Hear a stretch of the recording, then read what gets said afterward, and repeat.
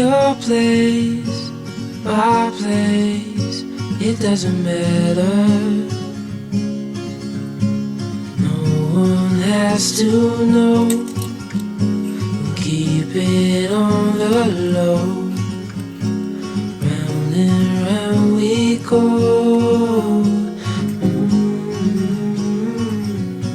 Falling for you.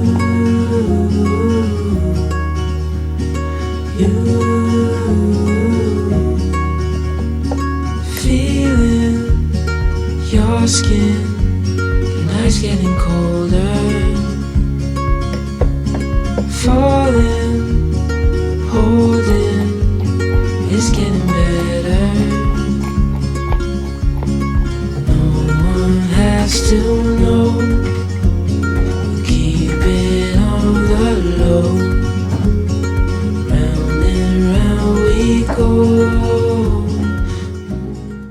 Good evening everyone, আশা করি সকলে ভালো আছেন ও সুস্থ আছেন। আমরাও ভালো আছি। আর সকলের সুন্দর সুন্দর কমেন্টস পড়ে বুঝতে পারছি যে সকলের ব্লগ ভালো লাগছে। আমারও ব্লগ বানাবার একটা ইন্টারেস্ট আসছে। এখন রাতের খাবার বানাচ্ছি। হাজবেন্ড বললো রাতে পান্তা ভাত খাবে, তো আগে থাকতে কিছুটা পান্তা ভাত ফ্রিজে ছিল, তো সকালে যে ভাতটা ছিল সেটা আমি আর কি একটু জল দিয়ে দিলাম আর আগের ভাতটা মিশিয়ে দিলাম। আলু ভাজা বানাবো আর মসুর ডাল দিয়ে পেঁয়াজি বানাবো, সেই জন্য একটু মসুর ডালটা ভিজিয়ে রাখলাম। তো ভাবলাম আপনাদের সাথে একটু কথা বলা যাক। আর বাকি যে সমস্ত কাজকর্মগুলো আছে সেগুলো করব। বাকি কাজ বলতে ওই একটু মৌরি ভেজাবো, জিরে আর মেথি ভেজাবো, তারপরে পাগোবাবুদের জন্য ছোলা ভেজাবো, এই টুকটাক ভেজানোর কাজগুলো করে নেব সকালে খালি পেটে খাওয়ার জন্য। আর পাগোবাবুরা তো সকালবেলা উঠেই সকলে ছোলা চায়, তাই তাদের খাবার দাবারেরও বন্দোবস্ত রাত্রির থাকতেই আমাদের করে ফেলতে হয়। এখন পেঁয়াজটা কাটি, আলুটা ভাজা হয়ে গেছে, লবণ আর হলুদ মাখিয়ে রেখে দিয়েছি। সত্যি গরমের দিনে কিন্তু পান্তা ভাত আমাদের সকলেরই ভীষণই একটা কমফোর্ট ফুড। কারা কারা পান্তা ভাত খেতে ভারী পছন্দ করে অবশ্যই আমাকে কমেন্ট বক্সে কমেন্ট করে জানাবে। আর আমি না ওই ভাতটার মধ্যে মানে ভাত আর জলের মধ্যে একটু গন্ধরাজ লেবু জেস্ট গ্রেট করে দিই, তার সাথে গন্ধরাজ লেবু তো আছেই, লেবুর পাতা যেহেতু নেই সেই জন্য লেবুর খোসাটাই আমি একটু গ্রেট করে দিই। খেতে কিন্তু অসম্ভব ভালো লাগে। আমার অবশ্য কাসুন্দি খুব একটা ভালো লাগে না, আমি পান্তা ভাতের সাথে খুব একটা কাসুন্দি বা কাঁচা সর্ষের তেল খেতে পছন্দ করি না। লেবু আর লবণ, কাঁচা লঙ্কা বা শুকনো লঙ্কা ভাজা যদি হয় তাহলে দুর্দান্ত। যাকে এবার মোটামুটি মসুর ডালটা ভিজে গেছে, সেই মসুর ডালটা মিক্সিতে বেটে নিই, তারপরে একটু পেঁয়াজ কেটে মসুর ডালের গরম গরম এবং মচমচে পেঁয়াজি বানাই।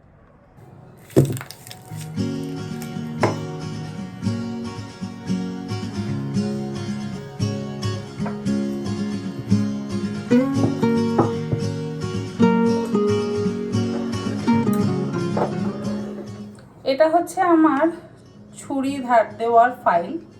আর একটাও আছে, তবে এটাতে না খুব ভালো ধার দেওয়া যায়।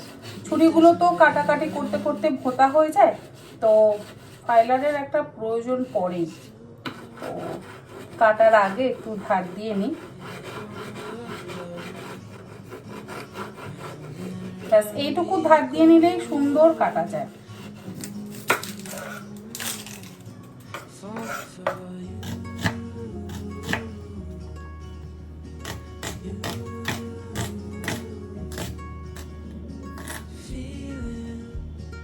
Your skin, the night's getting colder.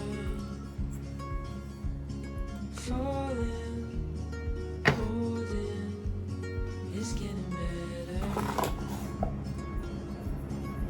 No one has to know. Keep it on the low. Round and round we go.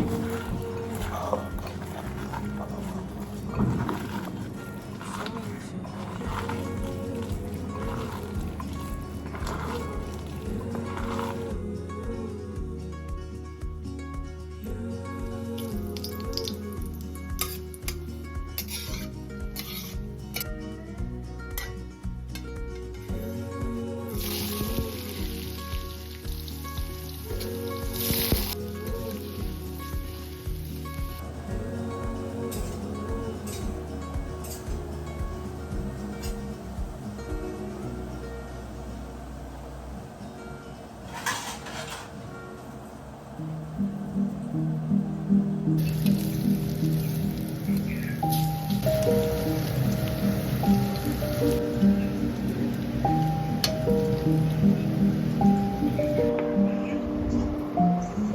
अरे नहीं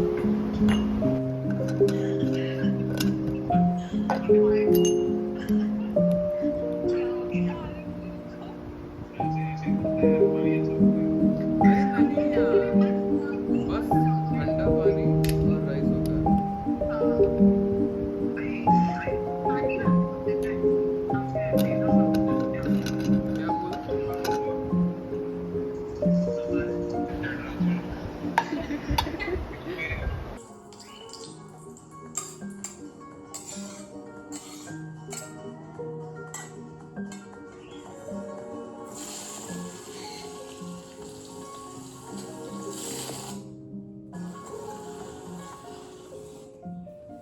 গুড মর্নিং এভরিওয়ান, আশা করি সকলে ভালো আছেন ও সুস্থ আছেন, আমরাও ভালো আছি। ব্লগটা এডিট করতে করতে এখন দেখছি যে কালকে রাত্রে আমার ব্লগ এন্ড করাই হয়নি। তো মানে বড়াগুলো ভেজে রাখবার পর সকলে খেতে বসে গেছি, তারপরে আর কোনো কিছুই ভিডিও যেহেতু শ্যুট করা হয়নি, তাই সকাল সকাল আবার ক্যামেরাটা অন করলাম। কালকে রাত্রে তো অবশ্যই পান্তা ভাত খেতে ভীষণই ভালো লাগলো। এখন এক কাপ লিকার কফি আর এই এক বোতল জল নিয়ে বসেছি। তবে সমস্যা আবার একটা হয়েছে, সমস্যা হচ্ছে যে আমার ফ্রিজের যে ফ্রিজারটা সেটা হঠাৎ দেখছি কাজ করছে না। তো সেটা নিয়ে এখন লাগতে হবে। সকাল সকাল ভেবেছিলাম অনেক কাজ করব, অনেক প্ল্যান প্রোগ্রাম করেছিলাম, আজকে সারাটা দিন এই করব ওই করব, এই ভিডিও শ্যুট করব ওই ভিডিও শ্যুট করব, এখানে যাব ওখানে যাব। তো সব কিছুই চৌপাট, পুরোপুরি জল ঢেলে গেছে।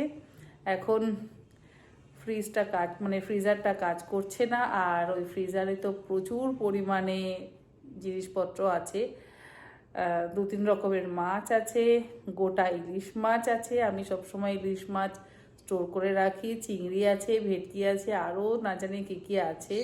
তারপরে প্রচুর পরিমাণে আমার ওই মটরশুঁটিগুলো না আমি ফ্রোজেন করে রাখি। তাছাড়া এগুলো চিজ আছে, বিভিন্ন কিছু আছে। একটা ফ্রিজারে তো প্রচুর কিছু থাকে, সেই সমস্ত জিনিসপত্রগুলো এখন রয়েছে। আগে দেখি ফ্রিজের পেছন দিকটা একটু ক্লিন করব, যদি না হয় তাহলে তো আবার মেকানিক ডাকতে হবে। তো সেগুলো নিয়ে এখন বেশ সমস্যায় পড়বো। জানি না ফ্রিজ যদি চালু নাই হয় তাহলে কি করব, কোথায় যাব এত জিনিসপত্র রাখতে। শুরু করি আজকের ভিডিওটা। ফ্রিজটাকে তো বের করলাম, হাজবেন্ড ছিল বলে বেশ অনেকটাই সাহায্য হয়েছে। ফ্রিজটাকে টেনে বের করা হলো, তারপরে ফ্রিজের পেছন দিকটা পুরো ক্লিন করা হলো। 6 মাস অন্তর অন্তর যেটা ক্লিন করা উচিত, যে ফিল্টারগুলো ক্লিন করা উচিত, সেই জায়গাটা আমার ক্লিন করা হয়নি বেশ 1-1.5 বছর। ও বাড়ি থেকে এ বাড়ি আসার পর মানে শিফটের পর আমি কোনো কিছুই করিনি ফ্রিজটাকে নিয়ে, মানে ফ্রিজের পেছন দিকটা একেবারেই ক্লিন করিনি। এই রকম বড় বড় তুলোর মতন কালো ঝুল বেরোলো।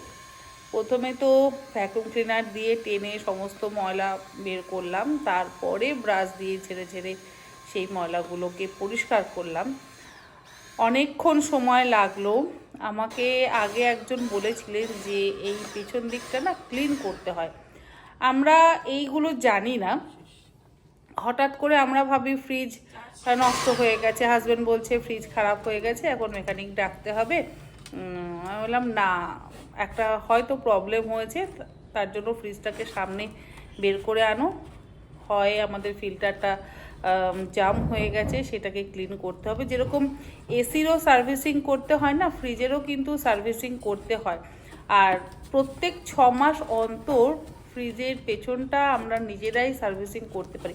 প্রতিটা ইলেকট্রনিক্স গুডসের কিন্তু সার্ভিসিংয়ের প্রয়োজন আছে, যেমন এসির সার্ভিসিংয়ের প্রয়োজন আছে, ওয়াশিং মেশিনের সার্ভিসিংয়ের প্রয়োজন আছে, ডিশওয়াশারের সার্ভিসিংয়ের প্রয়োজন আছে, তেমন কিন্তু ফ্রিজেরও সার্ভিসিংয়ের প্রয়োজন আছে। আমরা ফ্রিজ তো চালাতেই থাকি, কিন্তু ফ্রিজ কখনো সার্ভিসিং করি না, এটা আজকে আমি অনেক দিন পর করলাম। এটা আমার মাঝে মধ্যেই করা উচিত ছিল, 6 মাস অন্তর অন্তর করা উচিত।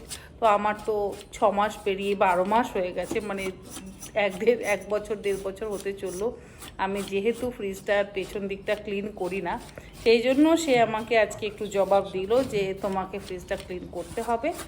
তাই সকাল সকাল সেগুলো নিয়ে বসে পড়লাম এবং যথেষ্টই নিচে থেকে ময়লা বেরোলো, কিন্তু দেখা যাক ক্লিন করার পর এবার ফ্রিজটা কেমন ঠান্ডা হয়।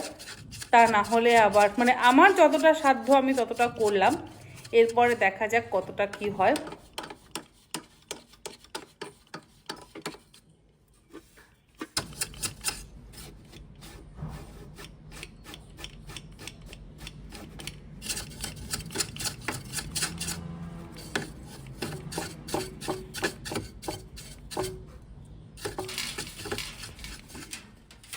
সকাল থেকে এই পর্যন্ত আর কোনো কাজ করারই সময় হলো না, মানে সেই সকাল 8টা থেকে ফ্রিজের পেছনে যে লেগেছি সেটা নিয়েই চলছিল এতক্ষণ ধরে। আমি যতটা পেরেছি ততটা ক্লিন করেছি, তারপরেও দেখছি ঠান্ডা হচ্ছে না। এবার এত মাছ রয়েছে, বিশেষ করে গতকাল তো পুরো দিনটাই ফ্রিজের মানে ফ্রিজারটা অফ ছিল, আমরা কেউ বুঝতে পারিনি। ইলিশ মাছ রয়েছে গোটা একটা, তারপরে কিছু চিকেন রয়েছে, চিংড়ি রয়েছে, ভেটকি রয়েছে, আবার কাটা মাছও রয়েছে। তো সেগুলো একে অন্যের মানে সোসাইটিতে থাকলে যে কতটা উপকার সেটা আজকে আমি ফিল করলাম, কারণ এরকম বিপদের মধ্যে কিন্তু কখনোই পড়িনি, এই প্রথম এরকম বিপদের মধ্যে পড়লাম। এটা একটা অনেক বড় সমস্যা, আর আজকে সত্যি একটা বড় সমস্যার মধ্যে পড়লাম। তো সেগুলো আবার ওই টিফিন বক্সগুলো নিয়ে নিয়ে একজনের ফ্রিজে শিফট করে এলাম। কিছু আইসক্রিম ছিল, তারপরে হুইপ ক্রিম ছিল 2 প্যাকেট, আমি গ্রিন পিস মানে মটরশুঁটি ফ্রোজেন করে রাখি, সেগুলো বেশ কয়েক প্যাকেট, 8-10 প্যাকেট ভর্তি সেগুলো, তারপরে আমের পাল্প, এবারে রসুন, আদা, টমেটো পিউরি করে রাখি।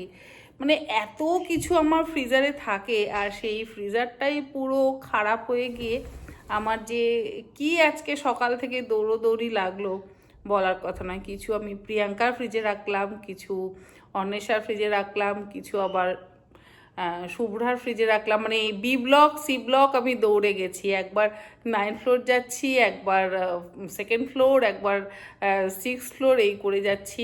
জিনিসপত্র নিয়ে নিই, কিছু ফেলে দিলাম, কারণ একদিন পুরো ফ্রিজার চলেনি, 2-একটা জিনিস নষ্টও হয়ে গেছে, সেগুলো ছেলেকে বললাম যে তুই ফেলে আয়, ছেলে ফেলে এলো। এখন হাজব্যান্ড মেকানিক ডাকছে, দেখা যাক সে এসে কি বলে। মানে আজকের মতন সমস্যায় না আমি ফ্রিজ নিয়ে কোনো দিন পড়িনি, আজকে একটা বেশ বড়সড় সমস্যার মধ্যে পড়লাম। হবে সংসার জীবনে এরকম অনেক রকম সমস্যার মধ্যে তো আমরা পড়ি, এটাও একটা অন্যরকম অভিজ্ঞতা হলো আমার। আপনাদেরকেও বলছি যে যাদের বাড়িতেই এরকম সাইড বাই সাইড ফ্রিজ আছে, সাইড বাই সাইড নয়, ফ্রিজ তো আমাদের সকলেরই দৈনন্দিন জীবনের সঙ্গে জড়িত।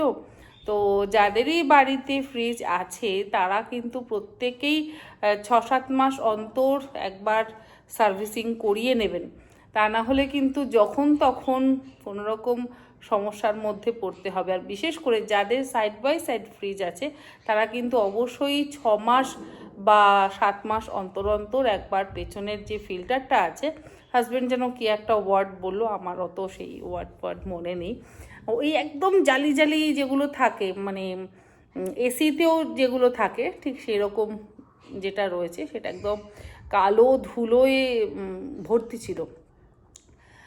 তো সেগুলো পরিষ্কার করবার পরও আমি কিছু করতে পারিনি, মেকানিক আসুক। তো আপনাদের বলছি আপনারা কিন্তু একটু সতর্ক থাকবেন ফ্রিজ নিয়ে, কারণ সাইড বাই সাইড ফ্রিজ যে কোনো সময় চলতে চলতে এই রকম যদি ধুলো জমে প্রবলেম দিয়ে দিতে পারে। আর যদি কোনো রকম সমস্যা না থাকে, হাজবেন্ড আবার বলছে যে হয়তো গ্যাস শেষ হয়ে গেছে, সিলিন্ডারে গ্যাস ভরতে হবে, দেখা যাক কি হয়। আর ভিডিওটা বড় করছি না, অনেক বকবক করলাম, সকাল থেকে বড্ড বেশি হাঁপিয়ে গেছি আমি, এর বাড়ি ওর বাড়ি করতে করতে, জিনিসপত্র নিয়ে দৌড়োদৌড়ি করতে করতে। যাই হোক, ভিডিওটা এখানে এন্ড করছি, সামলাই বাকি কাজকর্মগুলো, ঠিক আছে? নেক্সট ব্লগে আবার দেখা হবে, চেষ্টা করব নেক্সট ব্লগ কালকে দেওয়ার জন্য। Bye bye. এর বাড়ি ওর বাড়ি করতে করতে, জিনিসপত্র নিয়ে দৌড়োদৌড়ি করতে করতে। যাই হোক, ভিডিওটা এখানে এন্ড করছি, সামলাই বাকি কাজকর্মগুলো, ঠিক আছে? নেক্সট ব্লগে আবার দেখা হবে, চেষ্টা করব নেক্সট ব্লগ কালকে দেওয়ার জন্য। Bye bye.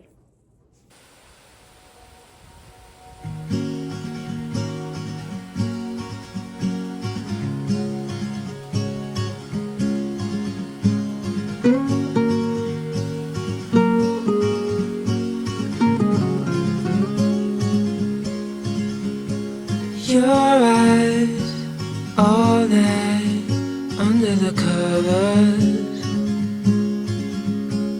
Your place, my place, it doesn't matter. No one has to know. Keep it on the low. Round and round we go.